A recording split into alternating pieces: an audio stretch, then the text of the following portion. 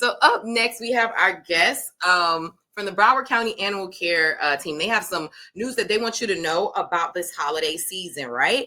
And so without further ado, I would love to welcome to the show. Are y'all ready? Give me some thumbs up if y'all ready backstage. What's up, mommy? Hey, you busy at work? Well, we on, girl. Just listen when you can. Listen in between patients, girlfriend. Listen in between patients. Okay, so our next guest, they're coming on to the show. And so without further ado, I would love to welcome Broward County Animal Care team, Zachary Rinkins and Natalie Ling. Hey, y'all. Hey. Hey. Good evening. Thank you so much for having us on. I appreciate you having myself and my colleague, Natalie Leon, on the show. Of course. Natalie, I think you're new to the, because I've interviewed other people from Broward County Animal Care. This is your first time on the show, isn't it, Natalie? Oh, Natalie, I can't hear you.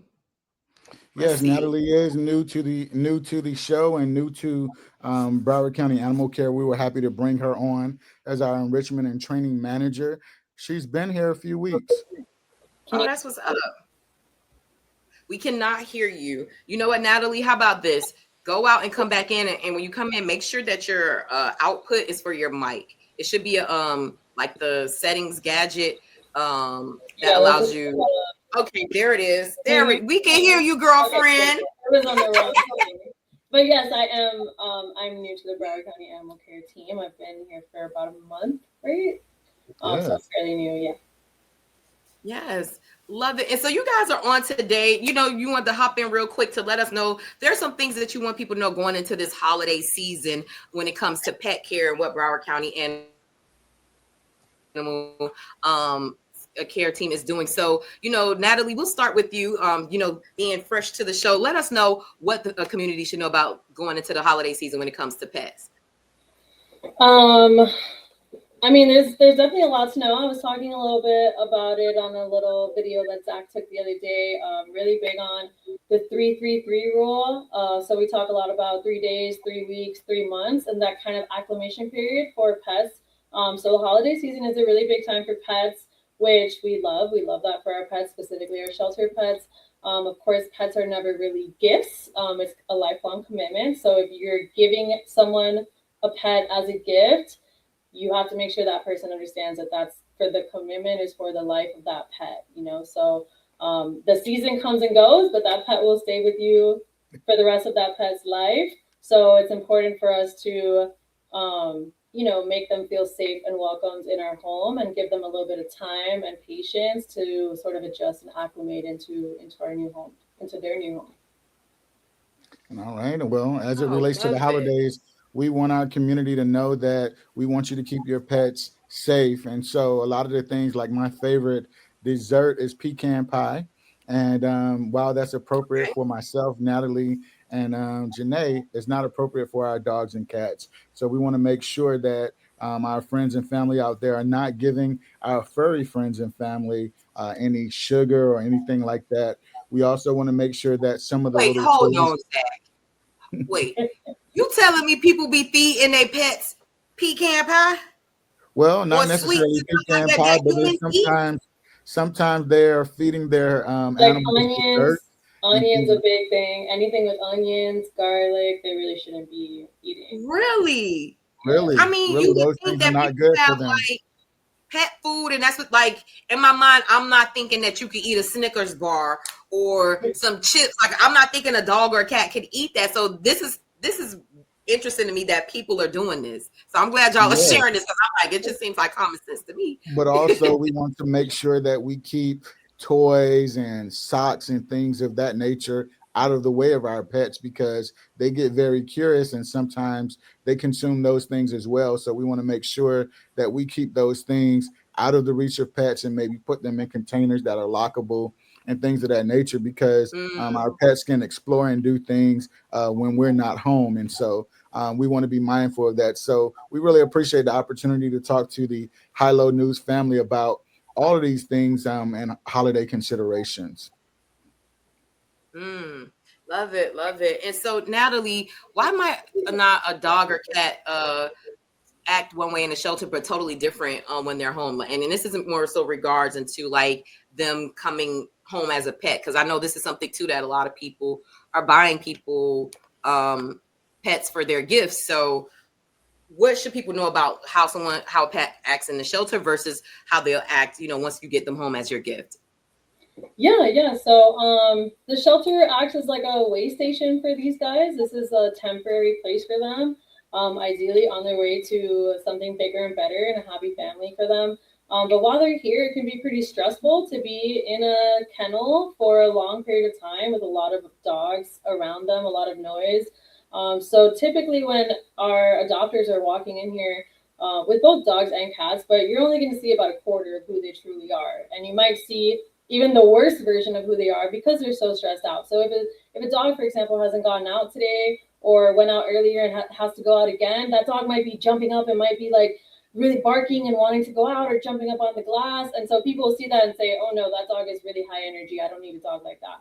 But you take it outside, it goes to the bathroom, and then they're like super chill. So what the dog that you're seeing here or the cat, either one of these pets that you're seeing here, it's only a quarter of who they truly are because they're not in a home and they belong in a home. And this is sort of like a temporary home for them, but it doesn't feel like a home for them. It's a lot of noises and smells and senses. And they don't have that consistent person or people that is with them on a daily basis, Well, I would say, Janey, we have so many programs and opportunities for our High-Low News family to help us socialize these dogs and cats a little bit better. On the dog side, we have fostering opportunities where you can foster cats or dogs. And so that creates an opportunity where students who want to foster a pet get student service hours. We know that in both counties that students have to acquire community service hours to graduate. So that's one way, but we also have a Broward Buddies program for busy people like Janey. If you want to date a dog and take them out for like 4 hours, take them to the park, take them to a pet-friendly restaurant or something like that, that gives us an opportunity to get the dog out and socialize them. And then for the people who foster, there are times where we give food and support and supplies to help make that situation more comfortable. And so why are these things valuable? It's just like Natalie said, when you get the dog and you get the cat out of here, it increases their resilience. It makes them more sociable. It stimulates them, and it really gives them an opportunity to be outside of the shelter and give them something to look forward to. And so we definitely would appreciate members of the High-Low News family, if they're not ready to adopt, to consider fostering or doing a Broward Buddy date. I love that. And I love that, the thing that I love about Broward County Animal Care is that there's these ways for people to like kind of test out if they want to be a pet parent or ways to like give back and volunteer. So I love that there's so many different touch points for the community to get involved and to care for these animals that you guys are taking care of in your facility. Look, Zach and Natalie, before we let you guys go, is there anything else that you would like the community to know about holiday pet care tips or anything that we didn't touch on or any upcoming events that the Broward County Animal Care team has coming that our audience should know about? Well, I would like to say before Natalie gives some great advice, right now, Broward County Animal Care is overcrowded. We're beyond capacity, and basically your action creates space for these dogs and cats. And so, like we said, if you take action and create space for another opportunity, it also makes the environment less stressful. All it takes is $25 to save a life because we've waived all of the adoption fees, and you have an opportunity to pay $25 for the pet registration. We also are looking forward to the new year.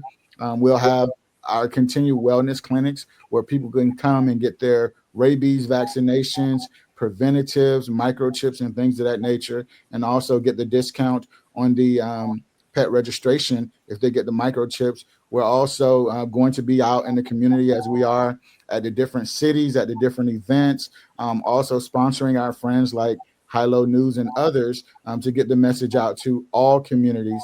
And so we definitely sympathize with what you said about the Christmas time being very tough. So if you're a family who needs food for your dog or cat or resources like a cage or a bed and things of that nature, we have a network of people that work with us and donate to us. We have resources that we can extend to you. And depending on the situation, we can deliver those pets we can deliver those resources rather to you at your home. And so it really creates a great opportunity to work together to have a successful pet journey. And then while you have those pets, Natalie has so many resources and expertise as it relates to behavioral things that can create a successful opportunity. Absolutely. Yeah, so I am here to support all of our fosters and adopters. If you come and adopt a cat or a dog from us, I will be here to support you every step of the way. And or if you foster, I really just like want to touch upon our animals that we consider less adoptable in, during this time. It's a time for giving, it's a time for love, it's a time for chances, and our senior pets need homes just as much as our puppies and our kittens, our adult dogs, our larger dogs, all the ones that are not the bright and shiny new puppy, and they all have gone through their own things in their life, and none of them really asked to be here, and they all like deserve a chance too. So just consider adopting an older pet or a larger dog than you might consider. You might want a smaller dog for convenience or because it's easier to walk the dog, but we might be able to find you a larger dog that walks really well on leash, an older dog, and these guys deserve a chance too, so I definitely want to put a good word out there for our older pets and the ones that constantly get overlooked because they're jumping around in the kennel and because they're just not getting seen. And that's why programs like Broward Buddies and Fosters are so great, because people can see them as individuals outside of this environment, but definitely give them a chance too. Love it. Thank you for breaking that down. And just quick question. If you live in Dade County or Palm Beach County, can you adopt a pet in Broward County or foster a pet in Broward County? Or do you have to be a Broward County resident in order to do this? Well, you definitely can adopt a pet from anywhere in the country. We have people that fall in love with the pet and they come down and make the adoption. And so in terms of people who are adopting from different counties, that just has some licensure differences. In Broward County, all residents who adopt or own a dog or cat or even a ferret have to have a pet registration, and not the pet registration for the ferret, but a pet registration for their dogs and cats, and also have to be up to date with their rabies vaccinations. Gotcha. But what about the fostering? Do you have to be a Broward County resident in order to do that? Yes, we typically offer that opportunity to Broward County residents. Wait, what's the one where you guys say it's almost kind of like, lack of better words, it's like you're borrowing it, like you're like a temporary. The Broward Buddies program is.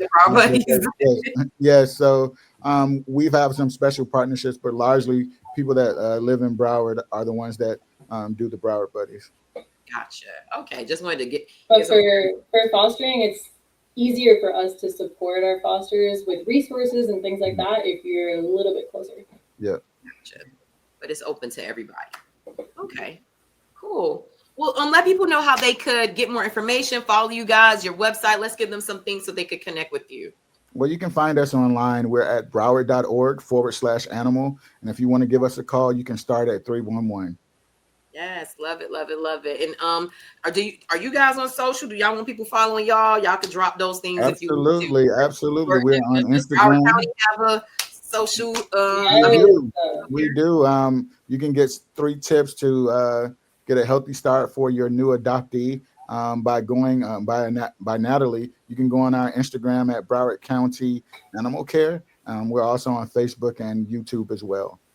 Yes, that's what's up.